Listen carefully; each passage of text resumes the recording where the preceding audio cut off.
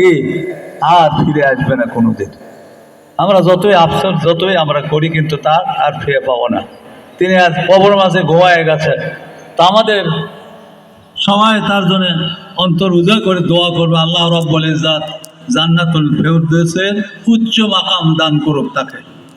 তার জীবনে যদি কিছু ভুল ত্রুটি থাকেই থাকে, আল্লাহ সব ভুল গুনাহ মাফ করে দিয়ে আল্লাহ জান্নাতুল ফেরদৌস উচ্চ মাকাম দান করুক, এবং তার পরিবার পরিজন যারা আছেন সবাইকে আল্লাহ সুন্দর রাখুক, সুখে রাখুক। আমি তার জন্য তাদের জন্য উজাড় করে দোয়া করছি। তো আমার কথা বলার আর কিছু নেই। আপনারা এত আমার জন্য এত ত্যাগ কুরবানি করলেন, এত কিছু করলেন, আমার দেওয়ার কিছু নেই, শুধু আন্তরিক দোয়া ছাড়া আর তো কিছু নেই। আল্লাহ আমি দোয়া করি, বারবার দোয়া করে আল্লাহ আপনাদের সুখে রাখুক, শান্তিতে রাখুক। এবং যারা আমার আসার পর থেকে অনেকেই বিদায় হয়ে গেছে, হ্যাঁ, আনিসুর রহমান মরহুম চলে গেছে, আমার বাড়িতে গেছে। আমার আইনুল্লাহ আব্বা তিনিও আমার বাড়িতে গেছে সেই সময় আমাকে নেওয়ার জন্য। এরা যা পরিশ্রম করছে এটার দাম আমি দিতে পারবো না। নেওয়ার জন্যে অনেক, হ্যাঁ, তারা ত্যাগ কুরবানি করেছে, অনেক কিছু করেছে, তাদের ওই শ্রমের দাম দেওয়ার মতো আমার ক্ষমতা নেই। আপনারাও যা আমার জন্য করেছেন তার মূল্য দেওয়ার মতো আমার ক্ষমতা নেই। শুধু আল্লাহর কাছে দোয়া ছাড়া আর করবে কিছু নেই।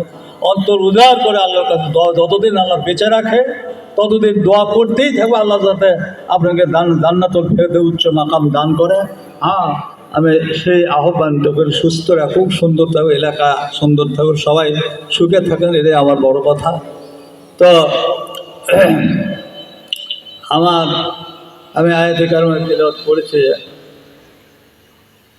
হ্যাঁ, আল্লাহ রাব্বুল ইজ্জতের ঘোষণা সূরা ফাতহ।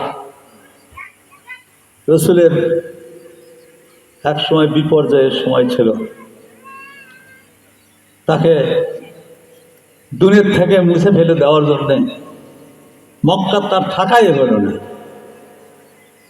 ইমাম, সর্বপ্রথম ইমামকে নবী মুহাম্মদ সাল্লাল্লাহু, তার চুলের বর্ণযোগ্য আমাদের মাঝে হয়নি, হবে না কোনোদিন।